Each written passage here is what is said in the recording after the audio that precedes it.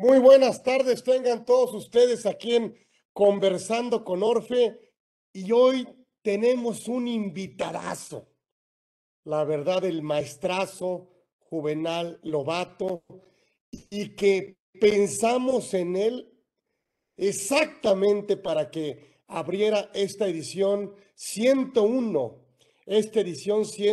de Conversando con Orfe, y la verdad es que a propósito le pedimos que nos acompañara, por supuesto, pues el día de hoy para que nos dé, bueno, para que sintamos el honor, el privilegio de escucharlo, de aprenderle, de conocerle más. No necesita grandes presentaciones, la verdad es que sí sería un tiempo muy valioso conocer su trayectoria profesional, pero es más valioso escucharlo esta horita que tenemos con él y que muy generosamente aceptó nuestra invitación para estar aquí en Conversando con Orfe. Por supuesto, abogado, especialista, maestro, tiene las menciones honoríficas que quieran, estudió en Salamanca, en Italia, bueno, ¿qué les digo? Por supuesto, un alumno, bueno, pues con todas las distinciones de la Universidad Nacional Autónoma de México y por supuesto siempre cerca de su alma mater. Y bueno, pues actualmente tiene su despacho que, bueno, que nos simplemente, híjole, pues hablar de él, pues la verdad es que créanme, es un privilegio. Y bueno, pues consejero, asesor del gobierno, de empresas, en fin, y obviamente, bueno, pues socio, director de su propia firma, Lobato Díaz Abogados. Y, y me honra mucho porque es un tema que me gusta muchísimo en lo particular y que hoy estoy dispuesto a aprenderle y que hoy lo vamos a seguir invitando. La verdad es que para nosotros es un honor tenerlo aquí al maestro Juvenal, mi querido amigo, y que bueno, y que ojalá pudiéramos hacer más cosas juntos y que por supuesto siempre yo agradecido de que nos honres para iniciar esta edición 101 de Conversando con Orfe. Todos los dejo, bienvenido, está con nosotros el maestro, bueno, pues Juvenal Lobato, que créanme, no necesita grandes presentaciones ni grandes credenciales, tiene todas. Entonces vamos a escucharlo aquí al maestro Juvenal que está con nosotros aquí en el a propósito, en esta edición 101 lo invitamos para que nos dé toda la suerte y para que otros 100 programas, y qué mejor que él nos dé ahora sí que la patadita para iniciar con esta edición 101. Bienvenido, maestro Juvenal, está con nosotros. Gracias, mi rey, gracias, amigo. Hombre, Carlos, al contrario, pero te voy a comprometer, así es que no te me vayas, porque el que también va a aprender muchísimo de ti, ya te dije desde la vez pasada, voy a ser yo. Digo, al final del día hay que hacer un poquito de publicidad. Mira, del tema del que vamos a hablar es justamente tu texto. Entonces, créeme que no, creo que podemos hacer una muy buena charla, muy buena plática sobre este tema que seguramente para todos quienes ahorita nos están siguiendo ya les habrá dado más de un dolor de cabeza. Yo cada vez que llega un cliente y me dice que tiene un problema fiscal, creo que la mayor parte de ellos se están reduciendo a estos temas, donde el SAT hace este tipo de observaciones, donde el SAT cuestiona prácticamente todo lo que hicimos, incluso ya pensando en situaciones en las que el SAT puede observar. Y a pesar de que muchas personas, muchos contribuyentes dicen, oye, yo ya estoy preparado, llega el SAT y dice, no, no es lo que yo quería, no es lo que yo necesito para poder dejarte tranquilo y no determinarte o no hacerte algún tipo de observación. Entonces, así es que no, Carlos, ahorita entraremos en esa parte y además como buen conversatorio, pues sin duda que esa será la idea y desde luego a quienes nos escuchan, pues sin duda que tendrán seguramente también algo que aportar y entrar a una buena conversación y sobre todo en el marco al final del día también de dejar unas buenas conclusiones, ¿no? Me parece que parte justo de este tipo de charlas, además de dar el contexto, la introducción, la parte técnico, incluso hasta académica, pues también y judicial, desde luego, pues es también que quienes nos escuchan tengan algunos elementos importantes de conclusiones que puedan decir, mira, esto es lo que puedo cuidar, esto es lo que tengo que hacer. Y bueno, finalmente eso creo que también da un valor importante para este tipo de charlas. Entonces, empecé por un poquito por el final. Quiero nada más antes de retomar el tema, agradecerte, por supuesto, a ti, a tu equipo, la invitación. Para mí de verdad es un honor y quizá quien nos escuche van a decir, bueno, aquí todos los que vienen se avientan sus propios cebollazos, pero no, siempre hay que decirlo, hay que dejar constancia de ello. Para mí es un honor. Sí, vi que es el programa 101, me siento halagado también por esa circunstancia de estar aquí con ustedes en este conversatorio 101. Creo que esto simplemente habla del trabajo que han hecho ustedes, que han ido gestionando y bueno, qué mejor que retomarlo, insisto, con un tema fundamental. Yo creo que ahorita, conforme iremos platicando de él, iremos desmembrando muchos elementos, insisto, desde luego legislativos, judiciales, prácticos, contables, fiscales, que son o será donde nos encontraremos, me parece, los detalles más delicados. Creo que por ahí antes de mayo más o menos íbamos a tener la oportunidad yo de participar con ustedes también en una charla con unos buenos colegas, pero tuve que tomar ahí un vuelo que me lo movieron varias veces y ya me impidió estar con ustedes, pero me quedé con ese saborcito de decir, pues tenemos que hablar de este tema y cada vez se sigue hablando más, Carlos, ¿no? Ese me parece que es el punto más importante. En los chats que tenemos, que seguramente también quienes nos escuchan y nos ven lo habrán visto, cada vez te llega un artículo, una nota, una sentencia, y tú vas desprendiendo y vas sacando conclusiones, las vas revisando y dices, bueno, pareciera ser que entonces que no hay uniformidad en qué debemos tener listo para acreditar este tema de la materialidad, pareciera ser que entonces, pues la conclusión, como diría el famoso meme del periquito este que dicen que aprende a decir depende y se gradúa de abogado, ¿no? Pareciera ser que así vamos a terminar nosotros con la materialidad, ¿no? O sea, pues depende de qué hablemos y ya entonces hablamos de materialidad específicamente, ¿no? Eso a veces uno lo llega a pensar, pero al final del día creo que sí hay conceptos fundamentales que no debemos perder de vista y que ya no, ya me lo comentarás tú a alguno de quienes nos escuchan o lo escribirán por ahí en el chat, pero también hay ciertos denominadores en común en los que la autoridad fiscal pareciera ser que ya también está tomando una posición muy cerrada en el sentido de hacer afirmaciones genéricas para decir que no se acredita materialidad sin atender al caso específico. Entonces, este extremo, si es que se llega a él, como yo lo he observado que recientemente lo ha hecho, pues va a llevar a que también sus resoluciones terminen por ser declaradas ilegales, porque al final del día una aseveración genérica para desconocer el contenido material o si en realidad se hizo o no un determinado acto, pues me parece que no puede ser validado por un tribunal. Entonces, con esta introducción, Carlos, sobre este tema, yo quisiera empezar un poquito en esta dinámica que me explicaron para poder entrar a este diálogo y te pediría, por favor, también ahí, si me tienes que interrumpir, por favor, hazlo. La idea es, y así lo creo que sería muy provechoso para todos quienes nos escuchan, pues hacerlo, ¿no? Para que podamos entablar esta conversación en este conversatorio, ¿no? Yo quisiera nada más de entrada poner algunos puntos sobre las IES de lo que yo pienso que es un poco el origen de este tema, los antecedentes.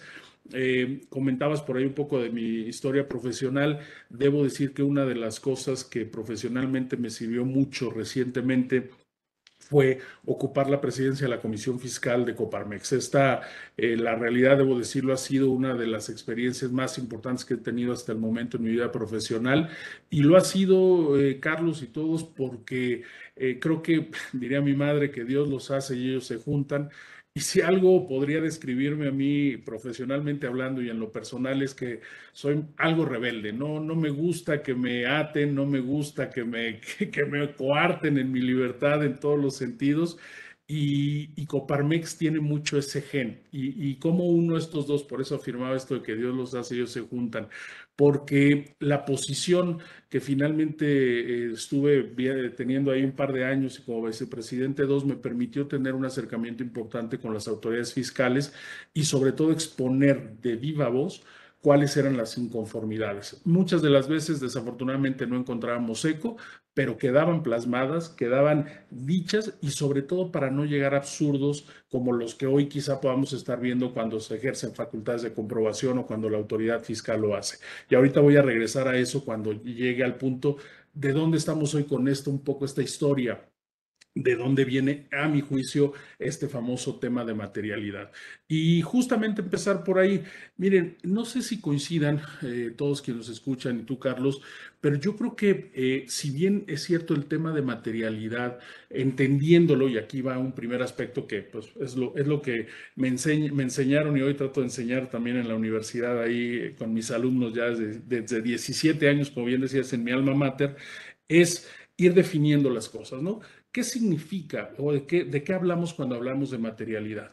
Básicamente, yo lo diría de manera muy puntual en la existencia o la no existencia de los hechos que acreditan o que se documentan contablemente. Podría ser una primera aproximación, desde luego podríamos incorporarle varias características más, pero me parece que si nosotros, coloquialmente hablando, sin ser muy teórico, podríamos decir que cuando hablamos de materialidad, hablamos de la posibilidad de acreditar o la exigencia, depende desde donde la veamos, como autoridad fiscal o como particular, de la existencia de los hechos y los actos que se consignan en los documentos o en la documentación contable que nosotros tenemos. Creo que esta primera aproximación es importante porque después, ahorita que lleguemos a la parte judicial, vamos a ver cómo es que la propia Corte y nuestros tribunales han dicho, sí, tú puedes hacer lo que tú quieras bajo el principio de autodeterminación, pero las autoridades fiscales en ejercicio de sus facultades de comprobación pueden llegar y decirte, lo hiciste, no lo hiciste bien, te faltó esto, y entonces entramos al conflicto sobre si se está acreditando o no la materialidad. Es decir, atendiendo a esta breve caracterización que les acabo de dar, si acreditaste contribuyente, si los hechos y los actos que consignaste en tus documentos de carácter contable o en tu contabilidad en general, como lo veremos ahora también, fueron reales o no fueron reales, existieron o no existieron. Entonces, teniendo eso en mente, les decía yo, a mí me gusta mucho retomar el tema para no irme muy atrás. En 2008, Carlos, tú recordarás que en la reforma de 2008, una reforma importante antes de la de 2014, creo yo, en los últimos 2 lustros, hubo una cuestión importante o delicada, que fue la existencia de un impuesto que para muchos pasó por ahí medio de noche, que fue el famoso ISI, cuando se presentó el impuesto contra la informalidad, que terminó configurándose como el impuesto sobre depósitos en efectivo, que prácticamente tuvo una vigencia 3, 4, bueno, fue prácticamente hasta el año 2014, 6 años, el sexenio, los 4 años que restaron del presidente Calderón y 2 años más del presidente Peña, y en 2014 desaparece. Pero ¿por qué lo toco? Porque si se acuerdan ustedes, en aquel momento, cuando venían estos informes que se presentaban por parte de los bancos ante el SAT y ante la Comisión Bancaria de quién hacía estos depósitos, se hacía la retención y por lo tanto se pagaba el impuesto, y entonces incluso para muchos era, oye, pues depositemos, que me quiten el 2, el 3%, pues entonces ya significa que hasta mi impuesto pagué y no tengo ningún problema adicional en materia fiscal porque ya pagué mis impuestos. Entonces, ¿qué fue lo que muchos dijeron cuando empezaron estos reportes, más allá de si pagaban o no? Dijeron, oye, ¿qué está sucediendo? ¿Por qué te depositaron en efectivo? Y aquí es donde viene lo que yo observé en aquel momento. Las personas físicas generalmente, ¿qué decían cuando venía algún requerimiento del SAT después de estos depósitos? Ah, es que fue un préstamo. ¿Y qué decían las personas morales? Ah, es que fue una aportación para un futuro aumento de capital o para un aumento de capital. ¿Cuál era el denominador, si se acuerdan ustedes y quienes nos escuchan, de estas dos apreciaciones o de estos dos señalamientos? Uno, y muy importante, en ninguno de los dos casos son ingresos acumulables, ni el préstamo ni las aportaciones para aumentos de capital o para futuros aumentos de capital. Y entonces todo el mundo dijo, ah, pues ya lo hicimos. Yo con esto voy a señalar, voy a hacer ese señalamiento ante estos requerimientos y yo ya no voy a tener ningún problema. Y entonces, como dicen por ahí, fuimos avanzando. ¿Qué dijo el SAT? No, no, no. Fue un préstamo. ¿Dónde está tu contrato de mutuo? ¿Dónde está la cláusula que dice que te tienen que pagar intereses? Ah, no, y no va a pagar intereses. No, a ver, si es un contrato de mutuo, ok, ponlo sin intereses. Pero entonces, ¿dónde vienen ya los cuestionamientos? ¿Por qué no estás cobrando interés? ¿Qué está sucediendo? Algo raro debe estar sucediendo ahí. ¿Qué sucedía con las personas morales? Oye, es que fue un aumento de capital y por lo tanto no es acumulable y no tengo que pagar impuestos. Olvídense ya del IDE, por eso lo señalé nada más como el origen. Acá era para efectos de ISR. Ah, perfecto. ¿Dónde está tu acta de asamblea? No está. Pues dime dónde está. Oye, pero es que esta la tienes que, se la damos alzada del acta de asamblea y decía, no, es que esta la tienes que protocolizar. Pues espérame, habrá unas que sí y otras que no. Depende de dónde vaya ese capital. Vamos a ver si se aumenta, si debo protocolizar o no se vaya a protocolizar o no se debe protocolizar. Entonces, vean ustedes cómo estos dos casos, por eso los pongo muy sintomáticos, fueron construyendo la idea de, ok, tienes un soporte contable, tienes un argumento y una razón de ser, ahorita voy a hablar del tema de razón, pero no tienes los documentos que acrediten lo que tú estás diciendo. No tienes estos documentos de prueba, que ahorita también llegará a eso, que lo acrediten. Entonces, en esta parte es donde yo creo que para 2014, si se acuerdan, se deroga, o sea, abroga este impuesto, pero no la obligación, porque eso se pasa al Código Fiscal, de las instituciones bancarias de informar. Pero en 2014, que nos crean el famoso 69B, que ya muchos de aquí ya habrán, desde luego, platicado y hablado mucho sobre él. Ese 69B, ¿qué vino a hacer, en mi opinión? Justamente a tratar de reforzar lo que ya teníamos en la práctica con estos ejemplos que acabo de poner. Oye, pues no existe lo que me estás diciendo. Y conste que no vamos a entrar a otros temas como es la parte temporal de los documentos, ¿no? Que esa es la famosa fecha cierta, porque ese también sería otro tema que puede involucrar cierta materialidad, pero que podría tener una cocción distinta, digamos. Pero entonces, ya a eso le sumamos el 69B. ¿Y qué tenemos ahora después del 69B? Tenemos, y ya con esto cierro, si quieres, Carlos, mi primera parte para entrar a este diálogo, porque hay varios más temas, pero aquí me gustaría dejarlo. ¿Qué nos encontramos con el 69B? Con el 69B nos encontramos en que hoy tanto la Corte como el Tribunal Federal de Justicia Administrativa dicen, oye, en el ejercicio de las facultades de comprobación de las autoridades fiscales, te pueden cuestionar la materialidad, te pueden cuestionar la existencia de los actos que amparan los documentos que tú tienes. Y esto sin requerir que te vayas primero a la aplicación del artículo 69B. Podrá no gustarnos el precedente, pero me parece que tiene todo el sentido jurídico. ¿Por qué? Porque es, a ver, yo no te estoy calificando estas operaciones necesariamente de simuladas. Quizás esa va a ser la conclusión a la que voy a llegar, pero en el ejercicio de mis facultades de comprobación yo te voy a pedir otros documentos, yo te voy a hacer otro tipo de requerimientos. Acá es un procedimiento diseñado a mí, en mi opinión, específicamente para un cierto sector que terminó por configurarse y confundirse. Cuando digo confundirse, no porque no exista claridad, sino porque se hace en uno mismo para tocar este tema de materialidad. Entonces, yo creo que aquí, cuando ya tenemos esta determinación, entonces tenemos que pasar al siguiente estado. ¿Qué hacemos una vez que llegamos a este punto? ¿Qué hacemos una vez que los tribunales ya me dijeron que el SAT sí lo puede hacer sin ir previamente al 69B? ¿Y qué debemos tener? Entonces, este antecedente, Carlos, insisto, creo que habrá algunos otros colegas sin duda que puedan tener una perspectiva un poco quizá distinta. Dejé con toda intención de lado el tema de la cláusula antiabuso, la cláusula antielusión, la razón de negocio que ahorita comentaremos seguramente, para entrar, y también la parte de los precedentes judiciales.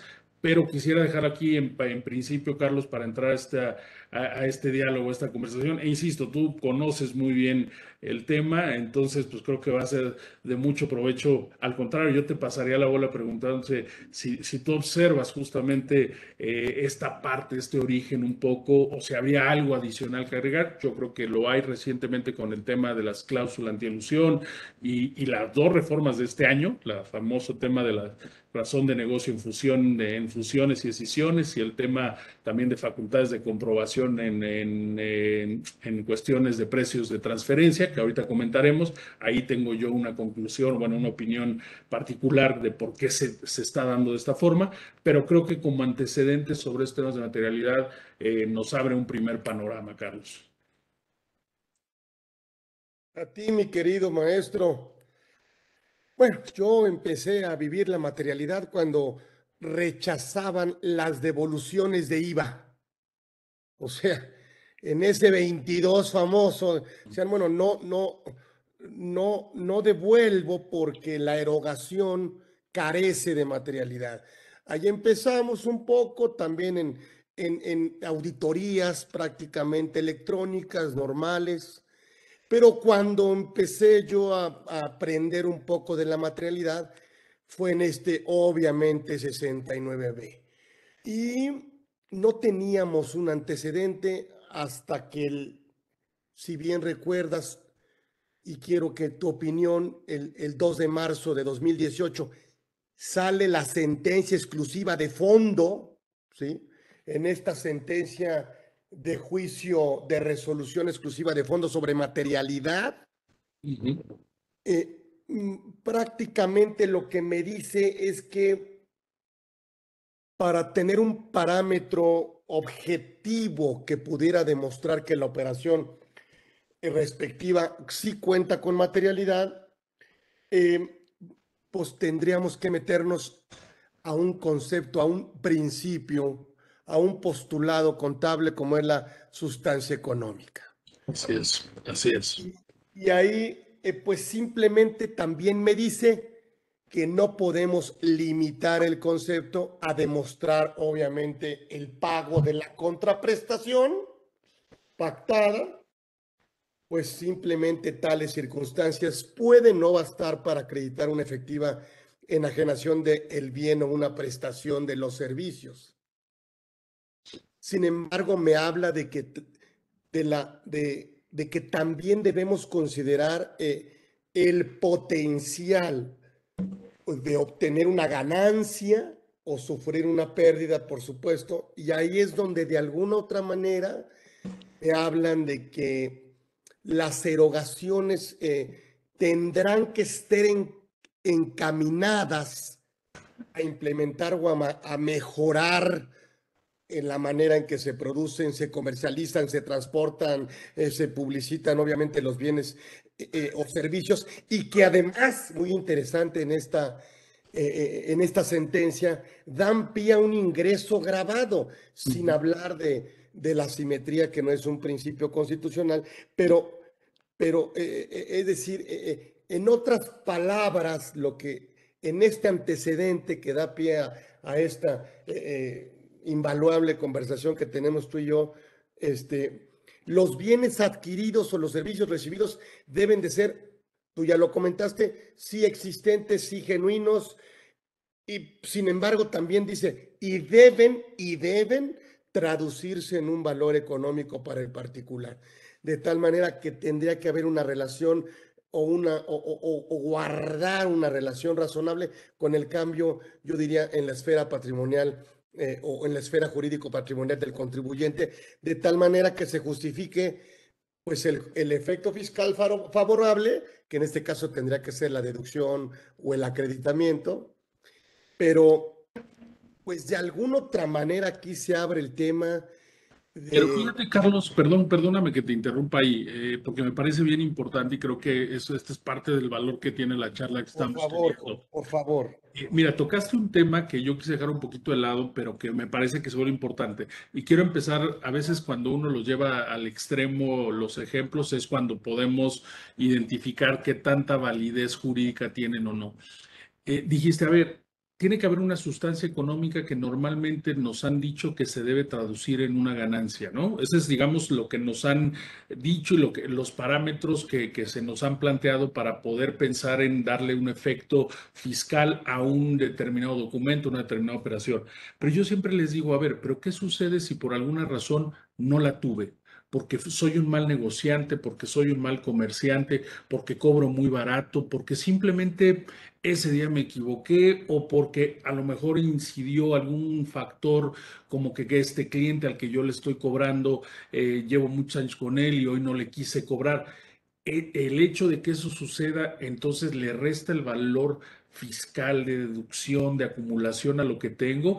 El SAT va a venir y decirme, oye, Juvenal, tú le cobraste a Carlos por un asunto, por un amparo, por algo muy barato, tú debiste haberle cobrado más porque yo vi que tú le cobraste más a otra persona. ¿Qué fue lo que a ti te motivó a cobrarle a Carlos más? Oye, pues hay una relación de amistad, yo le voy a cobrar. No, no, no, tú debiste haberle cobrado más. Entonces, como no le cobraste más, te voy a hacer la presunción de que lo que le cobraste a quien no es Carlos es lo mismo y por lo tanto tuviste un ingreso acumulable. Fíjense qué extremos podemos llegar. Y consta que lo estoy poniendo muy absurdo quizá, pero esa parte de esa sustancia económica traducida o vista solamente como un tema de sí o ganancia, me parece que puede tener en tribunales algo adicional.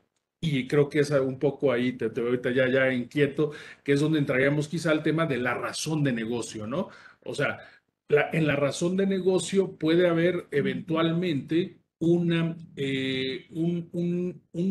origen, un motivo para llevar a cabo una operación y que genuinamente puedo tener ganancia o no se me dio y tuve una pérdida.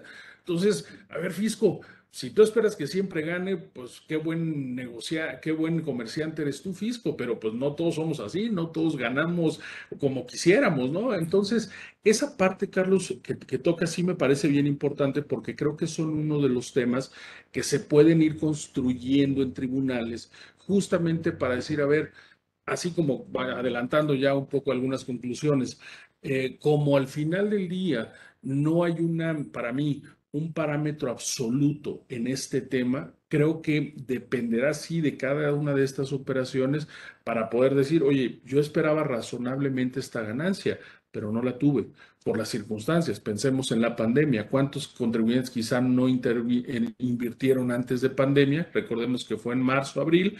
¿Cuántos no hicieron sus presupuestos pensando en un año normal, en 2020, y terminaron teniendo esto? ¿Por esa razón el SAT va a rechazar todas las deducciones? Me parece que ahí es donde entramos un poco, ¿no? Y ahorita llegamos a la parte de la razón de negocio, ¿no? Pero adelante, Carlos, que querías ahí contar algo de esto. Sí, sí, sumando lo que estás comentando, me parece que si una transacción objetivamente afectó la posición económica neta del contribuyente, bueno, yo creo que no debería, al obtener una ganancia o sufrir una pérdida, Ujú. no debería avalarse, yo diría, a ver si me lo permites, la desautorización de los efectos legales que le corresponden, únicamente originó razones fiscales. Eh, y si nos metemos estrechamente a conocer este tema que estamos hablando, yo creo que, en otras palabras, a una operación con sustancia económica, Ujú. normalmente deberán reconocérsele los efectos fiscales que legalmente correspondan, aún ante la ausencia de un propósito distinto al puramente fiscal. O sea, me parece, ¿no? Totalmente. Y un elemento subjetivo que lo acabas de subrayar, que es la razón de negocios, que bueno, significará que la operación, bueno, tenga el propósito subjetivamente motivado en la obtención de una ganancia, ¿no? Subjetivamente motivado en la obtención de una ganancia. Y entonces, estos elementos subjetivos que comentas, mi querido maestro Juvenal, yo creo que te pudieran cambiar lo que tú estás diciendo, o sea, teniendo razón en lo que es que no podemos cambiar el contexto en donde, bueno, pues llegó la pandemia, yo te juro, mira, te juro por esta que yo quería tener una ganancia, pero pues llegó la pandemia y tuve que cerrar y pues sufrí una pérdida. Ah, no, pero entonces ya no hay, ya hay carece de materialidad o de razón de negocios. No sé si estamos Y hablando de no, lo claro, mismo. Carlos. Y fíjate que ahorita creo que por ahí ya hay algunos comentarios que me parecen interesantes también, alcancé a verlos rápido. Pero, a ver, Fíjate, ahora tocas este tema de razón de negocio insisto, se va armando un combo bastante sugerente y que yo adelanto un poco otra conclusión de las que yo traía aquí preparadas para nuestra charla. En esta interdisciplinariedad de las figuras jurídicas, debemos tener mucho cuidado en dónde estamos ubicando cada tema en particular. ¿A qué me refiero? ¿Qué nos está exigiendo la autoridad fiscal? Materialidad. ¿Nos está exigiendo o cuestionando la razón de negocio o nos está calificando un acto de simulado? Por citar tres ejemplos nada más muy puntual. Si nosotros como asesores o como contribuyentes incluso no identificamos exactamente esto, creo que es muy fácil confundir las figuras en un argumento de defensa. A veces uno se clava mucho y empieza, no, y no tiene razón, fisco, porque aquí están todos mis elementos de prueba. Oye, espérame, a ver, ¿te pidieron o te cuestionaron la deducción por un tema de materialidad? ¿Te lo están cuestionando por un tema de razón de negocio o te lo están cuestionando porque están señalando que es una operación simulada? Por citar otro ejemplo, en este último caso, para que el SAT califique de una operación simulada, requiere, en mi opinión, de muchos otros elementos. No es igual que cuando te la cuestionas simplemente de materialidad.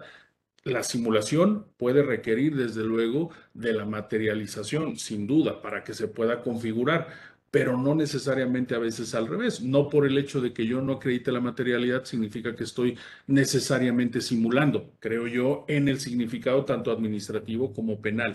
Entonces, esta parte que es, también es importante porque, y voy al siguiente punto, Carlos y todos. Fíjense qué fue lo que a mí me llamó, y ahí veo a mi querido Juan Antonio de Arana, qué gusto, mi querido Juan Antonio, con él comentamos muchos de estos temas. Fíjense qué creo que fue lo que pasó. En este combo del que estoy refiriendo y que con toda intención dejé yo en 2014, después recuerden que tuvimos la intención de la incorporación en un primer momento, 2019, si memoria no me falla, de la llamada cláusula antielusión o cláusula antiabuso. En aquel momento no pasó, pero aquí a Juan Antonio, a muchos de quienes me escuchan les consta que estuvimos ahí, y no pasó. Tardó un año y ya terminó por incorporarse con candados, el famoso candado del grupo que tendría que calificar si había o no esta motivación subjetiva de la que tú hablabas hace un momento o citabas, Carlos, y a partir de ahí, con todos estos candados, al SAT no le gustó cómo quedó, ¿eh? Al SAT no le gustó. Es más, hoy en día prácticamente yo diría que no la están usando ni siquiera en el contexto exacto de cómo quedó aprobada. Pero ¿qué sucedió entonces a partir de este año? Tuvimos dos reformas bien interesantes y aquí es donde viene la opinión que les adelantaba hace un momento que les iba a dar. Creo que el SAT se dio cuenta, las autoridades fiscales, que como no les salió como querían este tema de la cláusula antielusión o cláusula antiabuso, dijeron, entonces vamos a ir como lo hacen los contribuyentes, caso por caso. Metamos en las facultades de comprobación de precios de transferencia el tema de la simulación y lo metieron. No viene, por ejemplo, el requisito de que sea calificado por un grupo de expertos como en la cláusula antielusión. Y luego, metamos en el tema de las fusiones y escisiones. ¿Hay razón de negocio o no? Si no hay razón de negocio, entonces nos regresamos incluso con los efectos 5 años atrás. No por un tema de prescripción o caducidad, sino simplemente porque la operación se haya hecho antes. Y entonces están saltándose lo que tenían aprobado, lo que debieran señalar en términos de la cláusula antielusión o la cláusula antiabuso. Esa parte me parece que es bien importante dejarla entrever porque no quiero ser ave de mal agüero, pero estamos a un mes y cachito de que se presente las nuevas propuestas.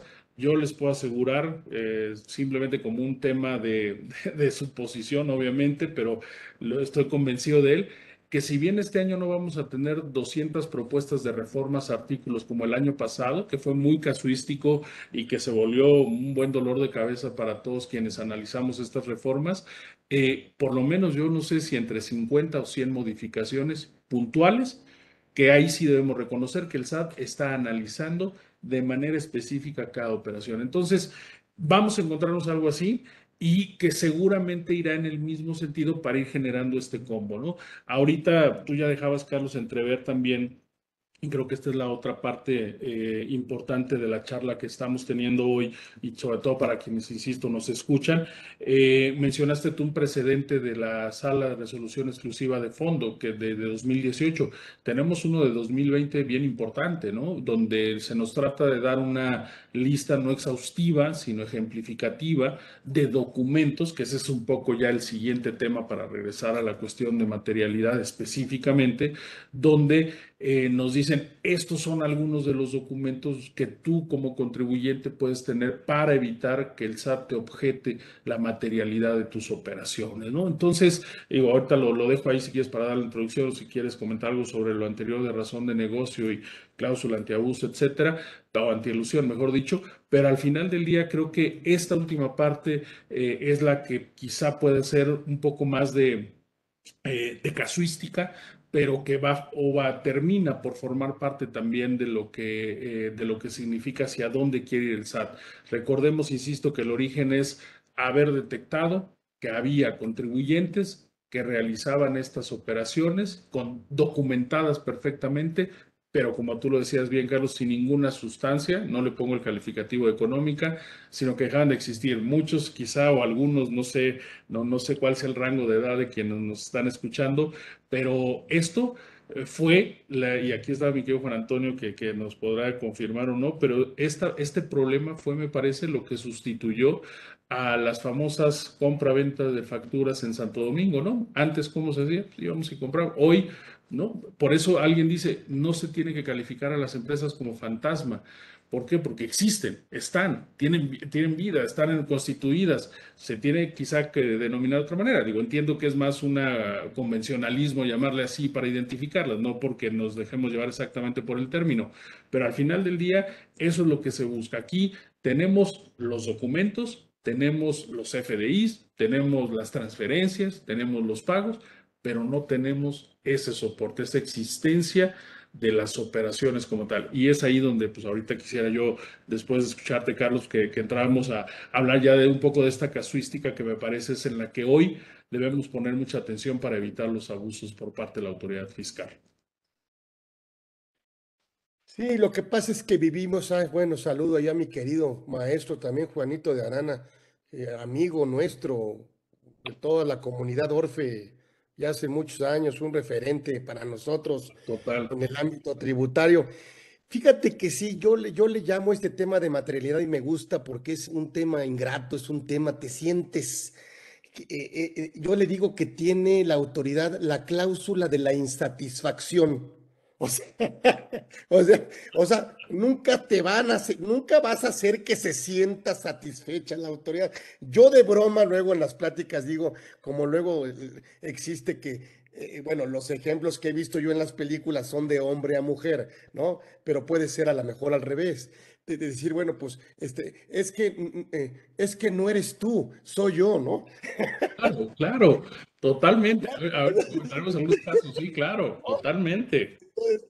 No eres tú, soy yo. Bueno, pues, está bien. Lo que pasa es que, y yo lo que digo es que al ser una presunción, deja la carga de la prueba, por supuesto, para desvirtuarla, para acreditarla, Y en Ujú. el caso en que ya es publicado el EFO definitivo, bueno, pues contamos con 30 días a partir de esa lista y la carga de la prueba llega al Edo presunto, en donde tiene un problema que a lo mejor, en donde él realmente hizo una operación con este EFO, pero el EFO es como yo digo de otro chiste para entenderle. Oye, yo me porto bien, yo soy fiel, no me desvelo, yo todo. Pero un día unos amigos me invitaron y entonces todos se portaron mal y todos se desvelaron y todos se encuetaron. Ah, tú también eres igual. No, Sí. espérame, es que yo no lo hice. Para efectos de materialidad, no importa la distinción.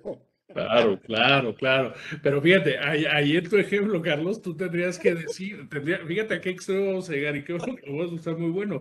Tú a lo mejor tendrías que probar que no fue así haciéndote algún examen de sustancias al día siguiente, ¿no? Decir, oye, aquí está, o sea, todos ellos se fueron, pero mira, aquí esto, o ahí te va la otra. Yo me fui temprano, aquí están las cámaras de mi casa donde vieron que yo ya entré, que ya estaba dormido, que ahí estaba, mi esposa me vio, es mi testigo, ella puede dar fe de eso. Al otro día fui y me hice un examen porque tenía que hacerlo y fíjate, no ingerí alcohol, no hice nada. Fíjate, a ese punto, ¿no? Y digo, es curioso, no estaba previsto el ejemplo, pero quizá eso en un tema de materialidad nos están obligando.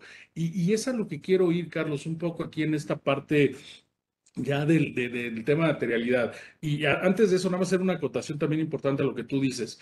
Creo que jurídicamente, insisto, debemos tener muy claro.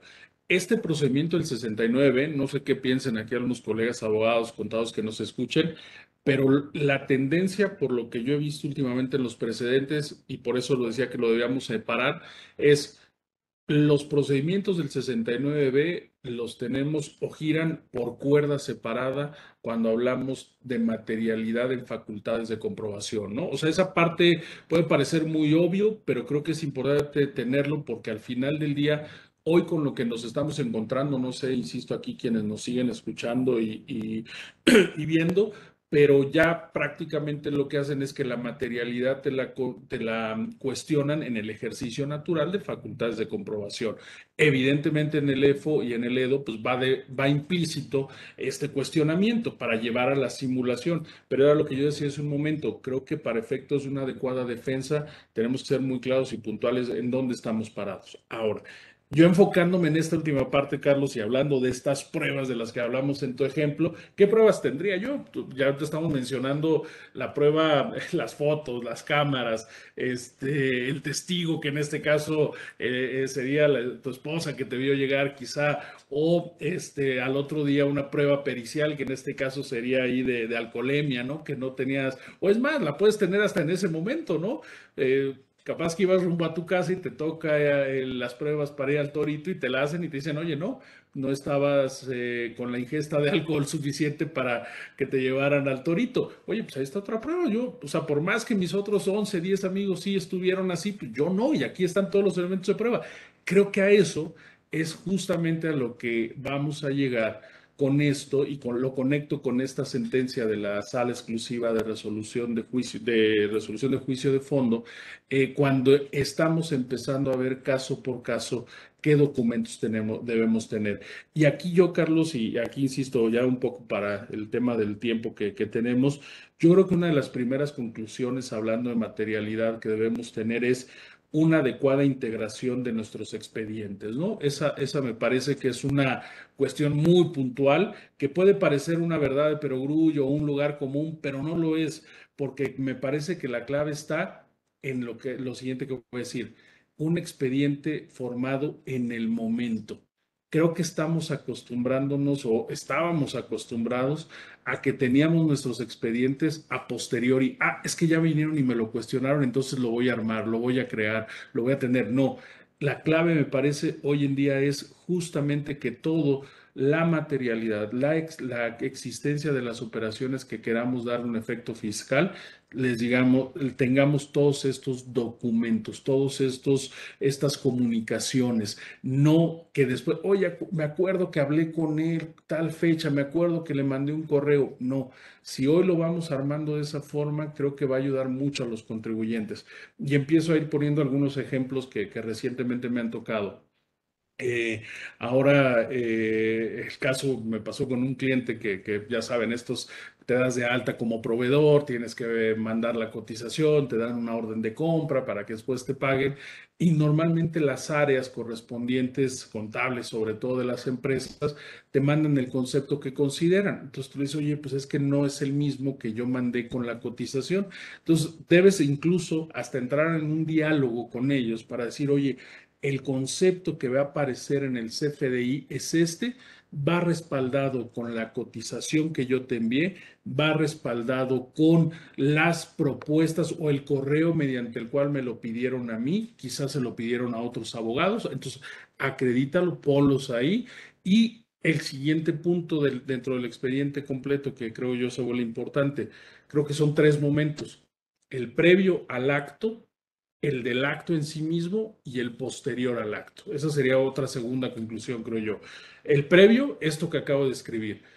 El acto en sí mismo o el ahora, si lo podemos poner de esta forma, sería la formalización de ese acto como tal. Notario público, contrato privado, corredor, firma electrónica, por ejemplo, la famosa NOM que tenemos para la firma electrónica, creo que es un gran elemento poco explotado quizá para algunas empresas, pero eso te da fecha cierta, te da en cierta manera elemento para acreditar materialidad. Ese sería el otro elemento. Y el tercero, el posterior.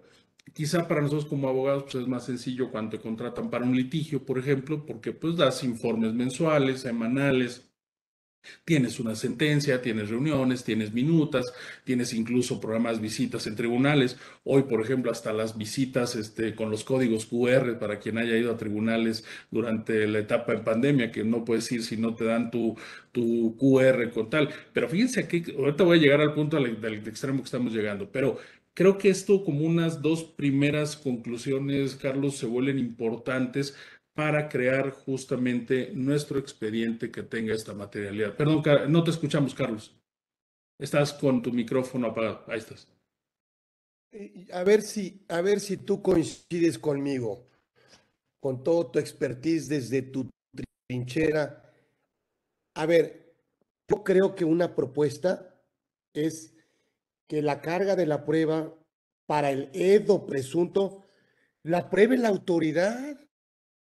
O sea, a ver, espérame, es que ya o sea, es que ¿a quién le va peor? O sea, y yo he aprendido, y quiero tu opinión, que parte de una sinceridad, o sea, sí creo que si la operación no fue real, no hay forma de materializarla. Yo le he cambiado a propósito a la materialidad y yo le he llamado coloquialmente la realidad. Y yo digo, ok, si hay realidad, bueno, pues hay sustancia económica, si hay sustancia económica, hay materialidad, sí, pero a ver si, ¿qué opinas conmigo? Sí, Eh, sí, Carlos. A ver. también tendríamos que asociar, también tendríamos que asociar la materialidad con la deducibilidad. Uh-huh. A ver, creo que son. Si no hay deducción, Uh-huh, puede haber una simulación del acto. uh-huh, Era lo que tú decías, uh-huh, uh-huh. pero es para otros fines. O sea, si, es decir, lo que pasa es que si no hay un beneficio fiscal y no le pegas al fisco, pues tampoco tendrías que materializarlo, ¿no? Claro, sí, tú dices, oye, si no hay una repercusión, pues entonces, ¿por qué me estás cuestionando, no? Al final del día. Exacto, sí, esa parte me parece que es bastante razonable como argumento que puede justamente presentarse. Pero fíjate, tocaste algo que yo en su momento visualicé cuando vi este tema de los EDOS y de los EFOS y el 69B, que yo siempre dije, es un procedimiento muy mañoso. ¿Por qué? Porque en un primer momento la carga de la prueba total se la dan al EFO. Y si el EFO no prueba nada, no dice nada, se queda callado, amarras al EDO al final del día. Que a lo mejor el EDO lo hizo de muy buena fe, vamos a pensar si fue o no, pero bueno, supongámoslo, lo amarras, porque entonces el propio SAT va a decir, oye, ¿cómo es que tú sí tienes todos estos elementos de prueba y no los tiene el EFO? ¿O por qué no me los dio el EFO? Qué casualidad que tú sí lo hayas hecho. Esa parte coincido totalmente contigo. Me parece que ahí sí es un tema de carga de la prueba fundamental para poder lograr una defensa adecuada. Yo creo que esto me lleva incluso, fíjate, otra de las conclusiones que iba a dar en este punto, que yo es donde me relamo los bigotes, digo, no tengo, pero bueno, hago la simulación de tenerlos cuando me llegan estos casos aquí al despacho. Hay un articulito constitucional y es aquí donde viene mi reflexión importante, creo. El 23, que te prohíbe, perdón, 22, perdóname, el 22, que te prohíbe cierto tipo de sanciones. Y una de esas sanciones es que no puedes castigar, sanciones o penas, no puedes castigar a alguien, sancionar, multar, imponer una pena con un carácter trascendental. Yo siempre hago la broma y les digo, a ver, cuando la Constitución dice trascendente, no se refiere a que sea grandilocuente, importante, no, se refiere a que a ti te pretendan castigar, imponer una pena por una conducta que cometió otra persona. Eso es lo que prohíbe la Constitución, Carlos, todos. A mí no me pueden castigar por lo que hiciste tú. A mí no me pueden castigar por lo que hizo Juan Antonio. Eso es lo que prohíbe la Constitución. ¿Cómo traslada? Y eso desde luego tiene su razón de ser en el derecho penal, o sea, la mayoría de razón, la analogía, etcétera, que son principios muy asimilables a la parte del derecho fiscal sancionador o administrativo sancionador. Pero ¿a qué voy con esta reflexión que estoy haciendo? A un tema bien importante que, insisto, a mí me relamo los bigotes cada que tengo la posibilidad de plantearlo en algún asunto, que por X o Y razón no ha llegado a la Corte, pero que espero que pronto llegue alguno. Me parece que cuando nosotros estamos hablando en materia fiscal del rechazo de una deducción porque un tercero no estuvo localizado, porque un tercero no le dio al SAT las pruebas respectivas, porque un tercero no presentó la declaración de IVA cuando yo se lo pagué y estoy pidiendo su devolución por el acreditamiento que hice, cuando ese tercero presentó una declaración en ceros respecto de la operación que realizamos. Estoy poniendo 4 ejemplos muy rápidos. Eso para mí, que este tercero que no está localizado, que puede no estar localizado, ojo, porque a lo mejor la revisión la hicieron 4 años después y dejó de existir. O sea, no porque sea un pillo, un delincuente ni nada, sino que razonablemente acabó su negocio y se fue y 4 años después vienen y me revisan. La no localización, la presentación en ceros de declaraciones, el ofrecimiento de pruebas por ese tercero, me parece que son conductas que encuadran en conductas de un tercero que no pueden llevarme a que me sancionen a mí. Me sancionan con la no deducibilidad, me sancionan con la mayor acumulación, me sancionan con la no devolución del IVA que acredité porque el otro presentó en ceros la declaración y por lo tanto no me lo van a dar. Entonces, creo yo que estamos en presencia de una pena o de una sanción trascendental. Insisto, no porque sea grandota o importante, sino porque me están castigando a mí, me están imponiendo una sanción, en este caso indirecta, la no deducibilidad, la acumulación o bien la no devolución en los 3 ejemplos que estoy poniendo. Y por lo tanto, eso me parece que sería perfectamente cuestionable en un primer momento en un tema así de legalidad, pero sobre todo, y que es lo que lo toca por ahí ya la sentencia de la Sala de Resolución Exclusiva de Fondo de 2020 que refería hace un momento, pero que al final puede llegar incluso a la Corte. Ese tipo de controles me parece que son los que justamente debemos luchar por plantear y que no permitamos la conducta del SAT que refería yo al inicio, una conducta que lleva a rechazar la materialidad de operaciones pareciera ser simplemente de una manera mecánica. Rechaza, rechaza, rechaza, rechaza. Oye, es el mismo parrafito que ocupaste en todo. Rechaza. Oye, pero no es lo mismo que estamos hablando. Ponlo. Y entonces, lamentablemente, eso hace que la carga de la prueba la tengamos nosotros, ¿no? Y ya ahorita, si quieres, terminamos con el tema, pues, de las pruebas. Pero yo, esas 4 conclusiones, poco bien también el tiempo me parece, esta última, insisto, para mí creo que es el caldo perfecto para poder plasmar esto de que a mí no me puedes castigar por esta conducta de un tercero. Sí, lo que pasa es que la autoridad se puede querellar y son procesos que de manera simultánea, es decir, no, es injusto. O sea, si algo te enoja es que tienes que pensar a que a tu proveedor no lo van a enlistar en los próximos 5 años. O sea, dices, espérame, pues, o sea, Tu bolita de pues cristal. sí, también hay que decirlo. Yo también lo he dicho con los clientes. A ver, si tú te portaste mal y te metiste con un facturero y le compraste la factura e hicieron negocio en perjuicio del fisco, bueno, pues entonces páguenla los dos.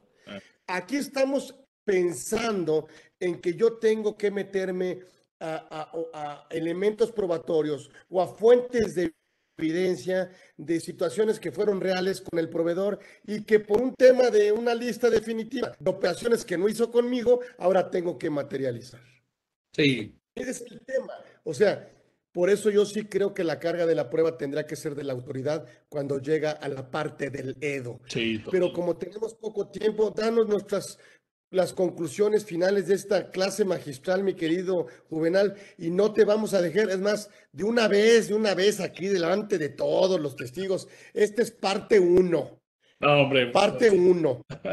sí, faltaron los casos específicos. No, a ver, yo creo que las conclusiones, Carlos, son bien, bien puntuales, interesantes, ¿no? Ya lo decía hace un momento. Uno, una integración adecuada de los expedientes por operación puede ser muy burocrático, sí, pero la clave me parece es que sea momento a momento. Eso creo que nos da o nos debe dar un elemento fundamental para no estar después preocupados y viendo qué vamos a hacer cuando nos llegue eventualmente una revisión.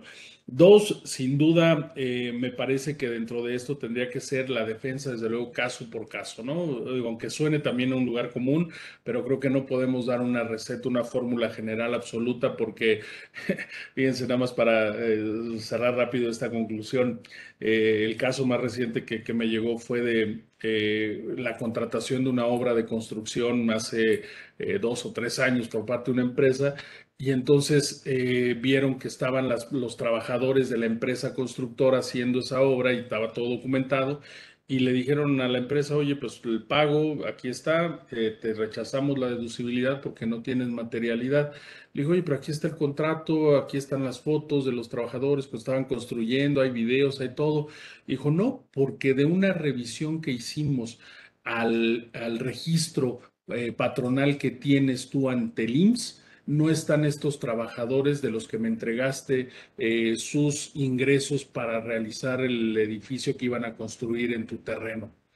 Entonces la empresa le dijo, oye, te estoy diciendo que no son mis trabajadores, porque yo no me dedico a construir, yo contraté a la empresa, aquí está el contrato, aquí está todo. Ah, no, así viene plasmado la liquidación, ¿eh? No se encontró de una solicitud de información al Instituto Mexicano del Seguro Social, no se encontraron que los trabajadores que estaban construyendo el edificio, cuyo pago quiere hacer deducible la empresa, digo, palabras más, palabras menos, no estaban dados de alta por ella. Pues no, no los vas a encontrar, porque no son mis trabajadores, yo no me dedico a eso, yo soy una farmacéutica, ¿no? Por decir algo. Entonces, al final del día, eso creo que nos lleva, en este caso, a esta segunda conclusión, también a que desde luego debemos plantear esos argumentos para evitar que el SAT llegue a estos extremos de exigir estas pruebas. Y finalmente, Carlos, el tema que también puede ser muy reiterativo, porque ya esto llevamos un poquito más de 10 años, pero que no es menor, el ofrecimiento de las pruebas ante la autoridad o bien en el recurso. Más allá de que estemos o no de acuerdo si podemos ofrecer pruebas en el tribunal, si lo podamos cuestionar, no nos arriesguemos desde un punto de vista práctico, hagámoslo y tengamos en la medida de lo posible estos documentos. Insisto, en aquellos casos que tú acabas de identificar que sean extremos, como este caso de Ledo, en el caso del 69B, me parece que tampoco podemos permitirlo, ¿no? Entonces, pues hay que seguir en esta lucha de la eternidad, dirían por ahí. Entonces, pues desde luego que yo feliz, Carlos, y desde luego de ver varias caras conocidas, nombres, feliz, feliz de la vida. Gracias. Un agasajo tener aquí al maestro Juvenal. A ver, le tenemos ahí un reconocimiento, Hugo, para efectos de materialidad, fíjate. Claro, claro, Que totalmente. no se dio la plática, que no, ahí está grabada y hasta diploma y su Exacto, exacto, reconocimiento. cierto, sí, Es sí, una, sí. es una baba que te lo haremos llegar, pero Gracias. No, gracias. queremos que estés cerca de nosotros y yo, Gracias. créanme, lo voy a buscar, no lo voy a dejar y esta va a ser parte uno, falta parte dos y algunas otras partes más. Carlos, sabes que cuentas conmigo, yo feliz de la vida. Agradecemos mucho, la verdad, gracias, estuvo con nosotros aquí, créanme, el maestro Juvenal Lobato, que todo un referente en la materia, en el ámbito fiscal de nuestro país y por supuesto en el mundo.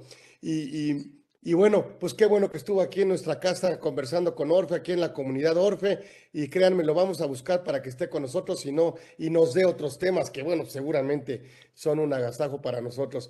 Gracias, mi querido Gracias, amigo. Carlos. Te mando un abrazo. Gracias a todos que se metieron y en las redes. Nos estamos viendo próximo miércoles, 13 horas. Y seguimos conversando con Orfe, pero este 101, ya quedó para la eternidad. Gracias, un Gracias. abrazo, Igual. un abrazo, gracias. Gracias.